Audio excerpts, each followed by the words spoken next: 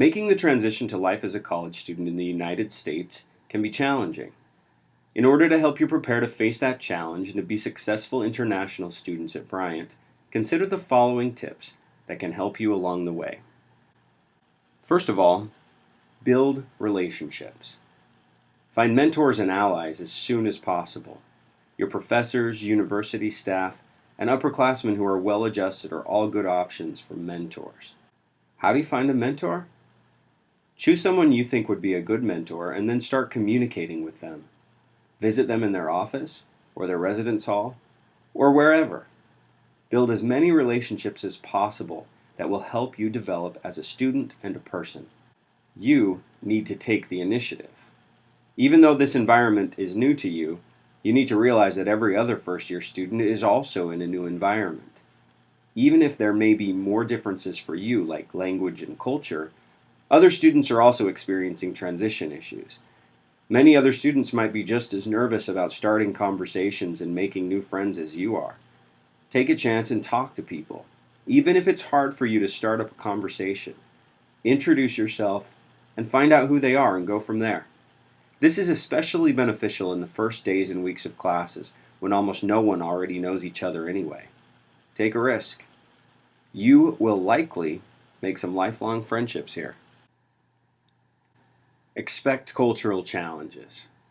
Culture shock will happen. Even if you don't expect it to happen, chances are you will experience some sort of culture shock.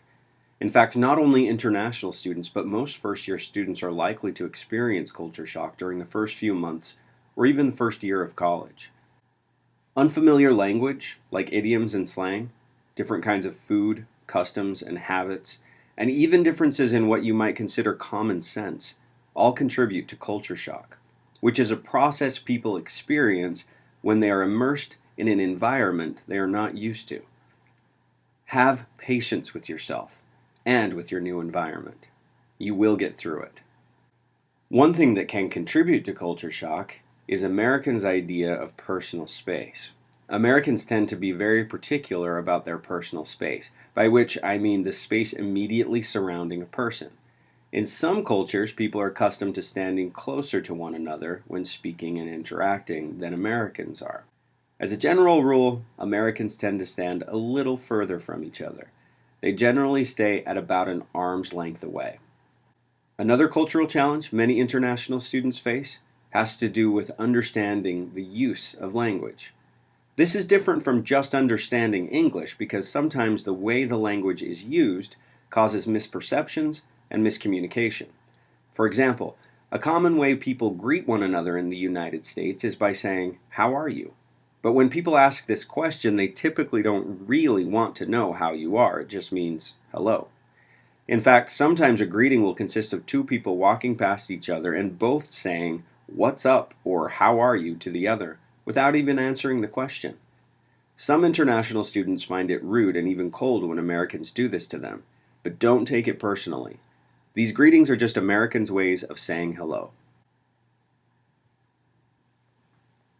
Take the initiative. Just like other first-year students, you need to proactively claim your education. Take your place among other learners here at the university. Rather than expecting someone else to take you by the hand and lead you through this college experience, you need to take some risks, get out of your comfort zone, and take the initiative. No one is going to do that for you. The university system in the United States favors students who make things happen instead of passively waiting for things to happen to them. Even when students are assigned to work in groups for specific projects, each person is expected to bring his or her individual strengths to the group, and they are evaluated by their peers based on the individual effort they put into the project. Even if you do not come from a culture that shares this individualist approach, you will benefit from understanding that the American system works this way, which means you will need to be very proactive to be successful at an American university. That is not to say that you need to do everything alone. On the contrary, there are many, many people at the university who are here to help you and guide you throughout your time here. The only thing you need to remember is that you need to take advantage of all of the support that is available to you by taking the initiative yourself. My advice? Do not spend any time in your room besides sleeping, especially for the first month of school. If you are in your room, chances are you are not taking advantage of what the university has to offer you. Get to the library or ACE to study. Go to the Fisher Center for social events and other campus activities. Your room is for sleeping and relaxing, not for studying. And chances are you're not going to make very many new friends if you're just hanging out in your room all the time. This I can guarantee. No one is going to go to your residence hall to find you and ask you if you need help, or if you want to go to an event, or if you need something. You need to take the initiative and take advantage of everything the campus has to offer. Mind your time.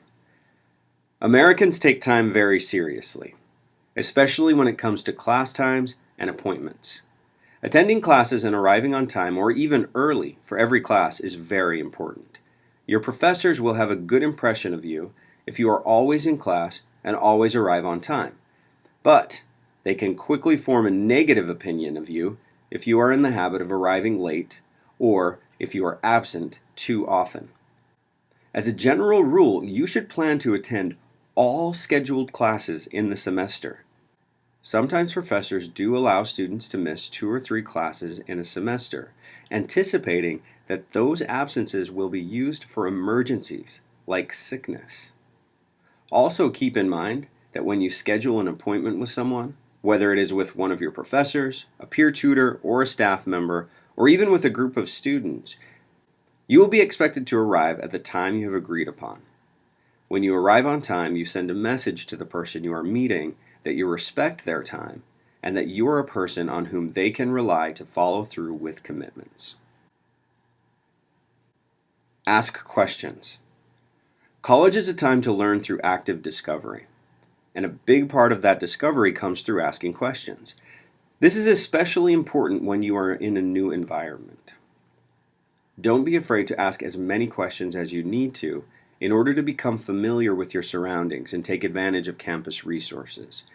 It's also a good idea to ask questions about the meanings of words and phrases, or even to ask people to repeat themselves if you don't quite understand what they have said or if you didn't hear them the first time.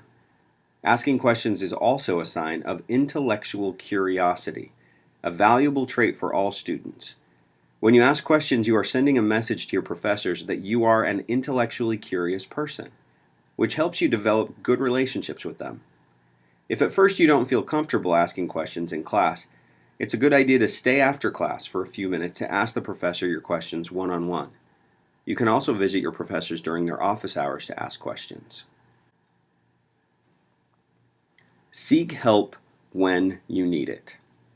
I always tell students that one of the biggest differences between students who do well and students who don't do well in college is that the students who do well know when they need help, know where to get help, and they go get the help they need.